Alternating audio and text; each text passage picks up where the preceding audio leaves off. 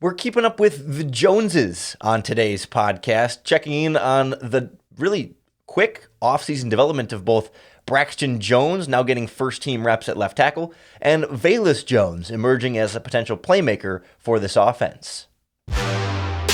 You are Locked On Bears, your daily Chicago Bears podcast. Part of the Locked On Podcast Network, your team every day.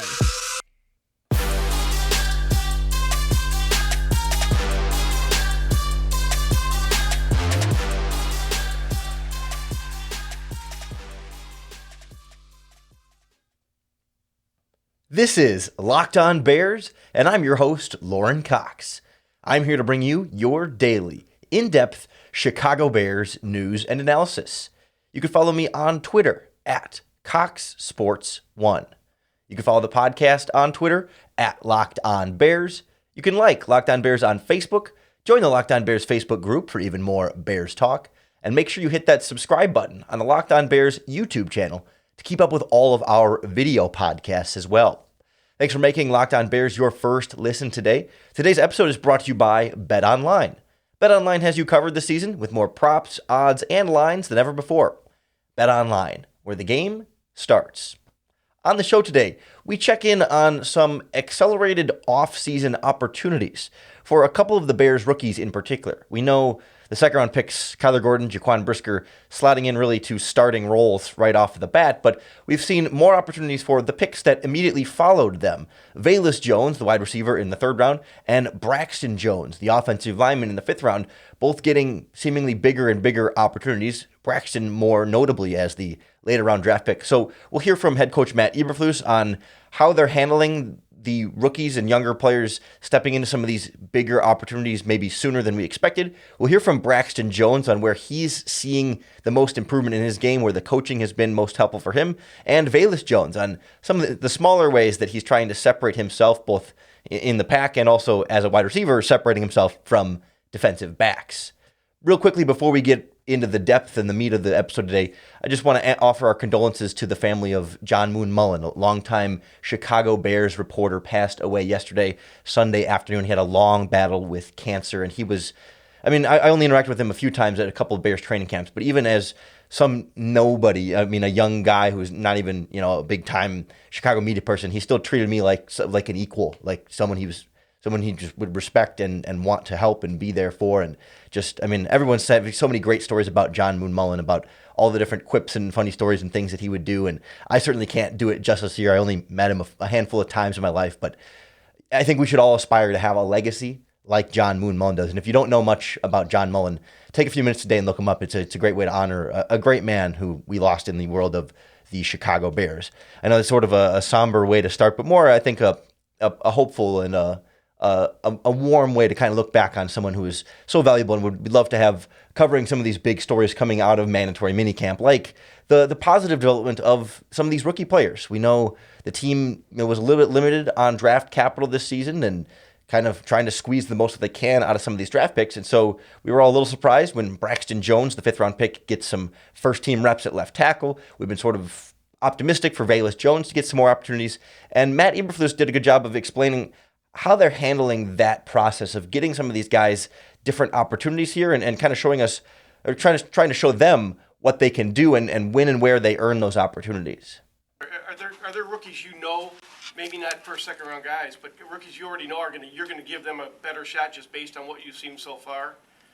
I would say that that's true with any position, but when I see a guy that has the talent, the movement skill, and the talent, and I see it at this time of the year, I want to really get a thorough evaluation of him going in through training camp, because I already know that he looks like the guys I've seen, starter plus type players, and I want to look at it. I'll pair them up. So this is what we think. This is what we'll do during training camp. We'll get the matchups the right way. So I have player A that I think is on the rise. I'll say, okay, now let's put him against our best guy so I can see it. So he's playing against a pro player, a really good pro starter.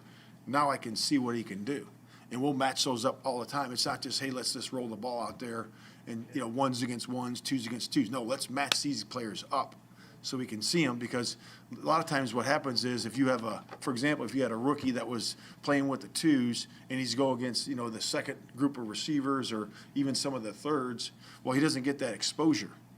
He needs to get that exposure to see where he's at and really to gain his game up and make it better and better by going against a better talent. So we'll do that all the way through line, on the line, in the perimeter, all the way through. So I think Eberflus did a really good job there of setting the stage not only for how training camp is going to go in terms of players perhaps moving up and down the depth chart in more quickly than you might think, or more just like more short term than you might think, but also how some of this has gone during mandatory mini camps when we're not there to watch it, and even the media isn't there to watch it, when it's not open to outside observers, where some players are going to get extra opportunities or different opportunities versus the ones versus the twos, and it's not always going to be a permanent fixed promotion or demotion, but it's just a chance to see more of what they can do. And I imagine that some of what goes into the opportunity Braxton Jones was able to get with the ones of saying, okay,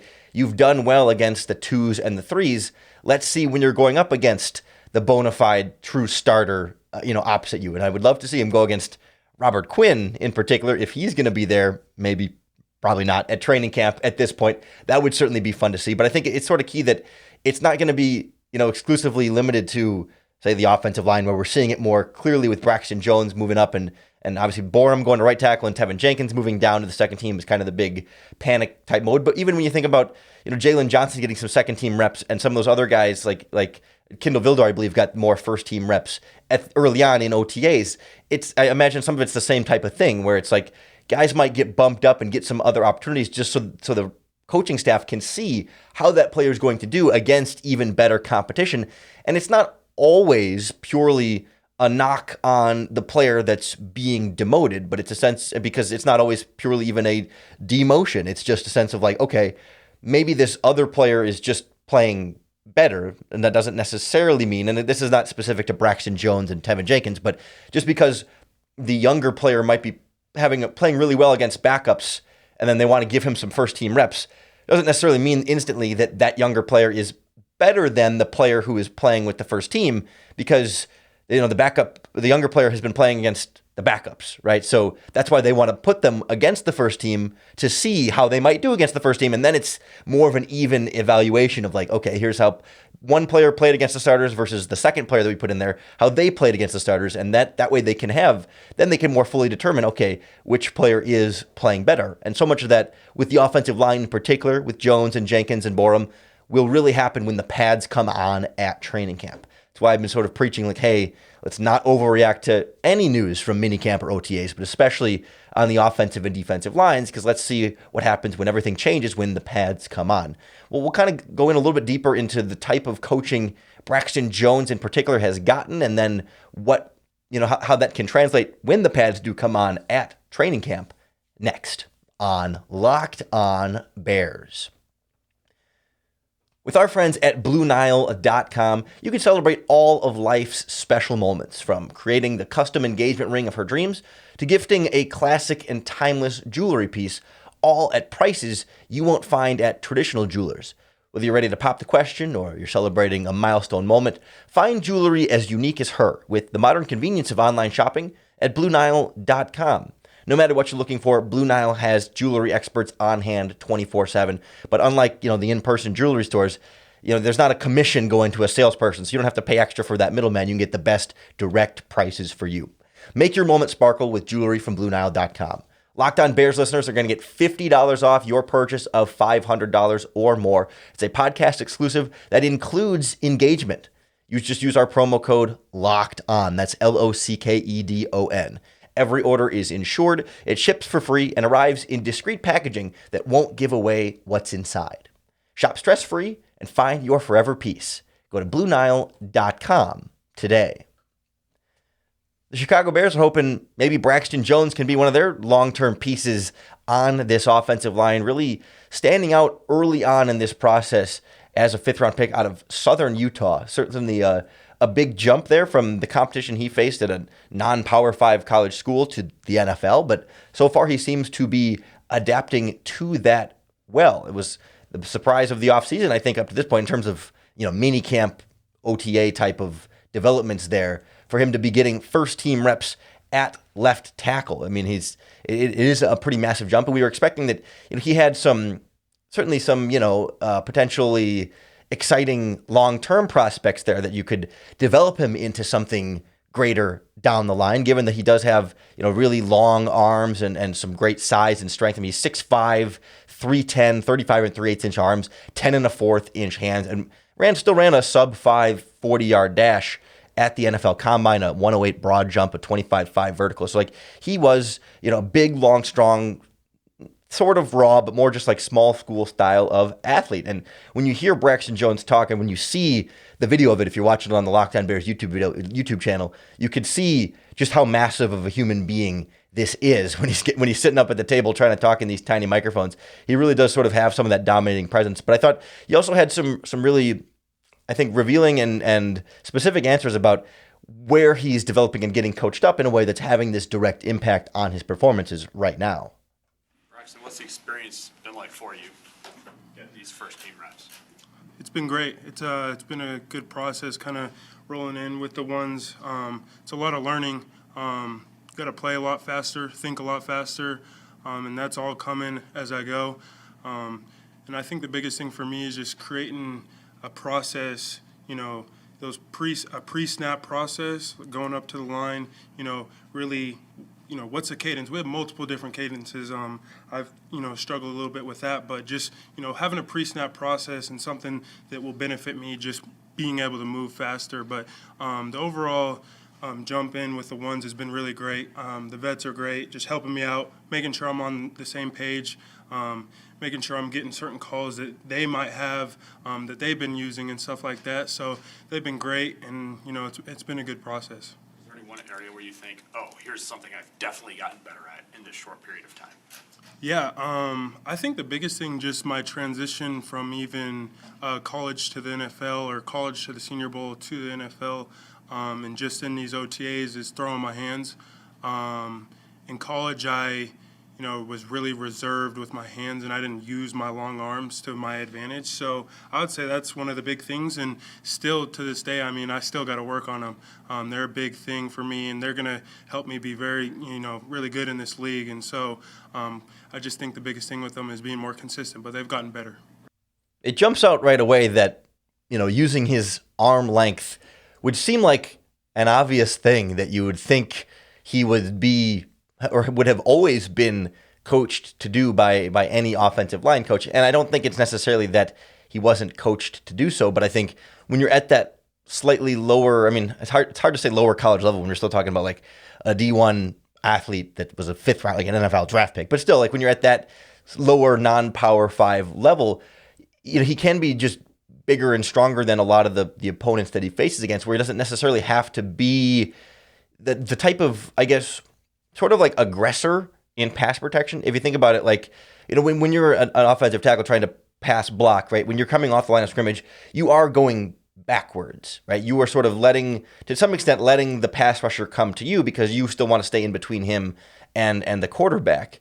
And so to some extent, you're almost waiting for him to attack, so then you can counter right away whatever he's going to bring at you, because you don't want to like attack and then miss, or have him sort of get around you because you came too far forward and were too aggressive. But it's this idea of like moving backwards but still knowing when to time your strike with your hands and your arms to make the first contact, to be the aggressor while still being the protector. It's kind of a delicate balance there, because you don't want to lunge and be out of position, but you want to like anticipate when he is about to strike and then strike just barely first, and then use those long arms to then have that separation naturally created by the physics of your body to keep that opposing pass rusher off of you. And so it's really good that, he knew that was a thing to do, but I think it's being really instilled and pushed and coached into him to be more aggressive, more assertive in that way of really throwing the hands and being the one to make that first contact on the punch,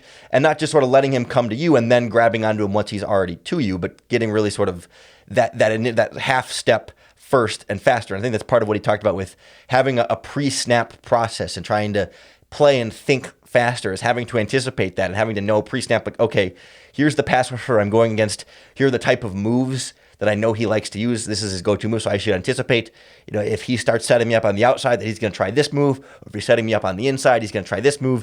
And that's a lot to learn as a fifth-round rookie, in addition to the playbook and all the cadence things that he even admitted he's struggling with there. So, it's been encouraging that he's been able to do all of this in mandatory minicamp. It certainly will be ramped up quite a bit when you get to training camp, when the pads are on and they can actually be a bit more physical against each other, in addition to sort of the movement and the mental side of things that he's still adjusting to as well. And I would bet that's when perhaps Tevin Jenkins will shine a little bit more, just because he's going to be a full year farther along in this process and more experienced against higher competition in college as well. That certainly helps. But having done this in regular season NFL games and still being a talented offensive lineman, I imagine when the pads come on, Tevin Jenkins won't have as many of those types of learning curve or rookie hurdles to overcome and to keep catching up with, that Jenkins should, in theory, settle in a little bit more there. But maybe as training camp goes and as Braxton Jones catches up a bit more and gets more comfortable in those pads,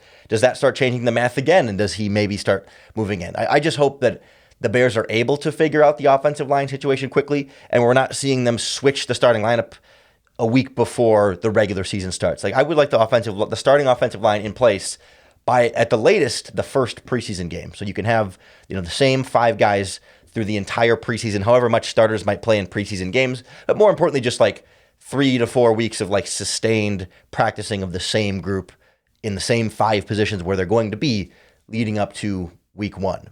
They may not have that luxury. It really shouldn't be a luxury, but the roster might not be good enough to function in that way. That's why I'm still, fingers crossed, thinking they're going to sign some kind of offensive lineman somewhere, right guard or another offensive tackle or something. But for now, Braxton Jones offers some hope, at least for sure for the long-term future, if not also for the short-term future. Also seeing some progress at wide receiver, the other position on offense that could use some more talent as they sort of shake out how this depth chart is going to play. But it sounds like Velus Jones also making some key progress. So we'll check in on the other Jones offensive draft pick from this year next on Locked On Bears. We'll get excited about Velus Jones. I wouldn't necessarily recommend him as a bet for offensive rookie of the year just yet. But if you want to get some early betting in on OROI, our friends at betonline.net are going to be the number one source for all of your betting needs and sports information, whether it's the scores, the podcast, the news, the developments, you name it, for all of the major sports leagues. You can bet futures bets on this upcoming football season, futures for MVP, Bears win total over under 6.5, Bears odds to make the playoffs, plus the NHL playoffs. I guess the NBA finals are in the rearview mirror now, but NBA futures will be around the corner. Major League Baseball, plus live sporting, live betting, esports, fights, UFC, WWE, I mean, so much more. All of your sports needs are at betonline.net. Golf, boxing too. Head on over to their website today or use your mobile device to keep up with all the different trends and action you need to know. BetOnline, where the game starts. It's a little too early to crown Velus Jones as a breakout star in the making as a rookie just yet. I think we should still make sure our expectations are managed properly. But even for, the criticism of him being an older rookie, he's 25. Oh no, like he has more experience than a rookie typically would. Oh no, I'm shaking in my boots. Like, we are still seeing a player that has development to do and needs to round out his game and become more effective in route running and in making plays. In every aspect of his game, he still needs development, despite coming in a little bit more advanced than most rookies might be, just given where he is at this stage of his career. But it's certainly a wide open opportunity for him at wide receiver after Darnell Mooney and probably at this point after Byron Pringle. But he could easily kind of slot himself in as wide receiver 3, especially if he continues to make progress in some of the areas that aren't his pure specialty. We know he has speed. We know he has ability to make defenders miss after the catch, but he's making some real progress, it sounds like, on what he's been able to do before the catch. You talked to us at rookie camp about wanting to become a little bit more refined as a route runner. I'm curious, in these last month and a half stretch, what are some areas that you've focused on and you feel like you have made growth in your route running? I would say in and out of cuts. Just really been focusing on, dropping my hips cuts are way easier, when you're actually focused on dropping your hips and having your chest over your knees. And so that's something, I've really been working on. And I've been really improving on that, and it shows on film when we watch over it, how quickly I'm getting in and out of cuts. And I feel like that's a huge advantage on my side, just knowing what I could do when I get the ball in my hands. And so, keep working on that. About when to use your speed. Like, have you learned anything about the nuances of when do I fully explode out versus maybe I need to kind of pace this thing out a little bit? Exactly. Even when it comes to the special team level, when it comes to receiver, that's, one thing, especially I say I improved on my last year at Tennessee, knowing when to, pace myself and actually, hit it. And that can be in the return game when it's, slowing down to find a hole. If you're running full speed all the time, you'll miss something. And that's the same thing with routes. At my speed, I feel like, you're not going to be able to run every route just full speed. You just have to know how to, tempo yourself or, shut it down a little bit on certain routes. And so that's something, I've been perfecting and working on and definitely continue to work on this off time we have. Those two examples that Velus Jones gave are two things I associate more with, the type of veteran savvy type intricacies that can separate, the good from the great. And not that Velus Jones is in any way sort of proven as the good, but right, those are the types of things you think of when you talk about sinking lower in and out of your cuts to create more acceleration in and out of them instead of just sort of, running through them or stopping and starting, right? That's what can take route running from an average level to a good or great level, or being able to, determine when and how to run full speed versus not full speed, and how much, that sort of balance of you want to sell your route or in one way if you're going to break another way, right? You want to sort of, if you're going to go deep, maybe you don't want to go full speed right away, so that you can kind of lull them into thinking maybe you're not going to go deep, and then 5-10 yards in your route, turn on the jets and maybe catch the cornerback or whoever off guard as you sort of try and blow by him. Or maybe you want to sell that you're going to go deep, so you come right out of your break full speed to get them to think, oh crap, this guy, I got to catch up with him. So the cornerback starts running full speed, and then you slam on the brakes, turn around, and it's a curl route or whatever it might be. It's not Matt Nagy's offense, but that kind of thing. Or you're going to make a break, and so the DB keeps going because he thinks you're going to go deep, and you slow down, you make your cut, and you're open that way. It's that combination of being able to sink into those cuts and get your chest over your knees, like he said, and then also being able to control your speed. And I think it makes so much more of a difference when you're a player like Velus Jones that is closer to that top end type of speed, right? When you think of some of the big bodied wide receivers, like the 6'5s as well. I always think of Mike Evans as an example of this. Not that he's slow, but just that the difference between his top speed and his slower speed is going to be less noticeable than if you have a really, really high top speed. You can go half as fast as your top speed or 3/4 as fast, and that's going to be a noticeable gap there than if your top speed is a lot lower, then any sort of drop down from there is going to be a lower percentage as well. So with speed receivers like Velus Jones, that intricacy can be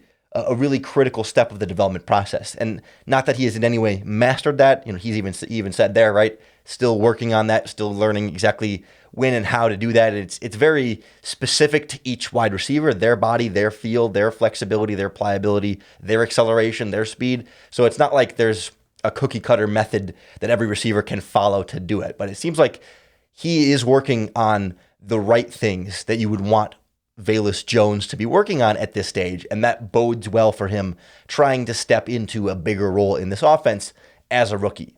Still think we should keep expectations down. He's not going to be a 1,000-yard receiver as a rookie. He's probably not even going to be Darnell Mooney level as a rookie. But if he can be more than we might have first expected for him to do, then maybe between him and Pringle and Mooney, you can piece together something that resembles an NFL quality wide receiving core. We'll see if they end up adding more at receiver when they get into training camp. They still have all this salary cap space they're sitting on. We're wondering what that's going to be used for. Perhaps a Robert Quinn trade also in the work. I mean, we don't know where Robert Quinn is or whether he wants to be traded or if they're going to trade him or how that's going to work. A lot of offseason developments still to come, perhaps between now and training camp, and certainly lingering into training camp. So I hope you'll keep following along with the Locked On Bears podcast and subscribe wherever it is you get your podcasts, or follow along on the Locked On Bears YouTube page.